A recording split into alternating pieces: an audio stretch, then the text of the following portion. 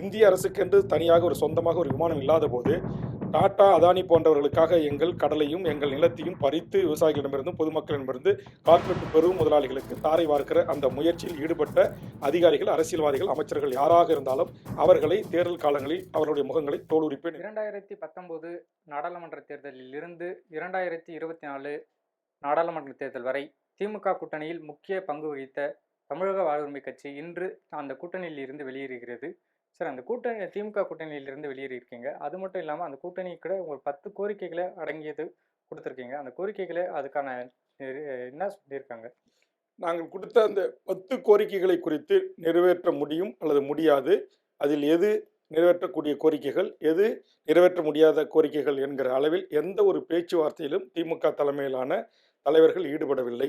ஆதலால் அது எங்கள் கட்சியினுடைய சுயமரியாதைக்கும் தன்மானத்திற்கும் இழக்கு ஏற்படுத்தியது போல் நாங்கள் கருதியதால் எங்கள் கட்சியினுடைய தலைமைக்குழு, செயற்குழு, கட்சியினுடைய முன்னணி தலைவரோடு கலந்து பேசி திமுக தலைமையிலான இந்த கூட்டணியிலிருந்து வெளியேறுவது என்று முடிவெடுத்து, அந்த முடிவை இன்னைக்கு அதிகாரப்பூர்வமாக கட்சியினுடைய நிறுவனர், தலைவர் என்கிற அடிப்படையில் நான் அறிவித்திருக்கிறேன். அது மட்டும் இல்லாமல் வருகின்ற நாட்களில் திமுகவுடைய அந்த புகார்களை வெளியிடுவேன்னு சொல்லியிருக்கீங்க. அந்த புகார்களின் பட்டியல் பரந்தூர் விமான நிலையத்தில் ஒரு அமைச்சருக்கு சொந்தமான நிலங்கள் வாங்கியிருக்கிறாங்கன்ற மாதிரி இன்றைய செய்தியாளர்களிடம் கூறியீர்கள்.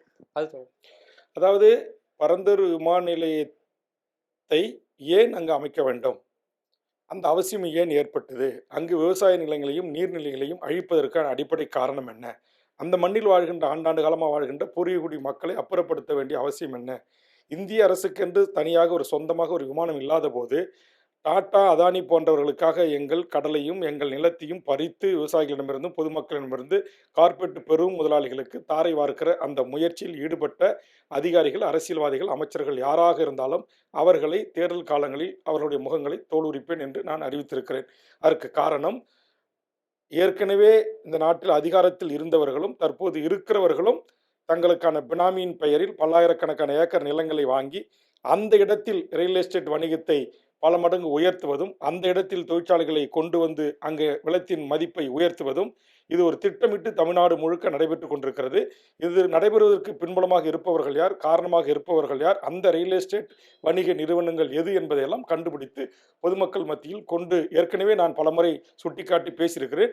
தற்போது தேர்தல் பரப்புரையிலும் இதை குறித்து நான் பரந்தூர் விமான நிலையம் கொண்டு வருவதை குறித்து நான் எதிர்த்து பேசுவேன் என்கிற அடிப்படையில் தான் அந்த கருத்தை நான் தெரிவித்திருக்கிறேன். சார், சாதிவாரி கணக்கெடுப்பு பொறுத்தவரையோ பாட்டாளி மக்கள் கட்சி பல ஆண்டுகளாக கூறி வருகிறார்கள். அந்த 10.5% இடஒதுக்கீடு எடப்பாடி அவர்கள் ஆட்சி முடிகின்ற தருணத்தில் அதை நிறைவேற்றுறேன்னு சொன்னார். இதுக்காக அன்புமணி ராமதாஸும் பல ஆண்டுகள் கோரிக்கை வச்சுருக்காங்க. நீங்களும் அதுக்காக சட்டசபையில் நிறைய கோரிக்கைகள் முன் வச்சிருக்கீங்க. அந்த கோரிக்கை வருகின்ற நாட்களில் நிறைவேற்ற முடியும்? அதை இப்போ நான் திமுக தலைமையில் இந்த கூட்டணியில் இந்த 10 கோரிக்கைகளை நிறைவேற்றி தாருங்கள் என்று சொல்லுகிறேன். அதே மாதிரி 10.5% மீண்டும் அதிமுக ஆட்சிக்கு வந்தால் நிறைவேற்றி தர வேண்டும் என்கிற கோரிக்கையை பாட்டாளி மக்கள் கட்சியினுடைய தலைவர் மருத்துவர் அன்புமணி ராமதாஸ் அவர்களோ அல்லது மருத்துவர் ராமதாஸ் ஐயா அவர்களோ அவர்கள் இடம்பெறுகின்ற கூட்டணி தலைவர்களிடம் வலியுறுத்த வேண்டும் என்பதுதான் என்னுடைய பெரும் விருப்பம். அதே மாதிரி சாதிவாரி கணக்கெடுப்பு நடத்தி அனைத்து சமூகங்களுக்கும் சமூக நீதி வழங்கப்பட வேண்டும் என்கிற கோரிக்கையை தமிழ்நாட்டின் தலைவர்கள் தங்கள் கூட்டணி தலைவராக ஏற்றுக்கொள்கின்ற அரசியல் கட்சிகளிடம் வலியுறுத்த வேண்டும் என்பது என்னுடைய வேண்டுகோள்.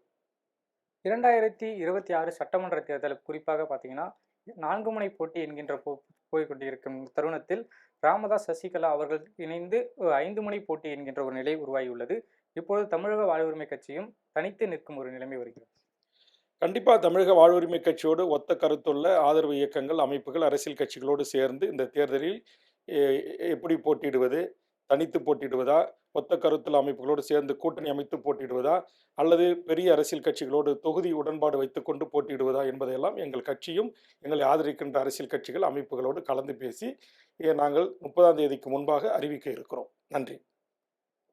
வேந்தர் செய்திகளுக்காக செய்தியாளர் லோகேஸ்வரன், ஒளிப்பதிவாளர் நவீன்.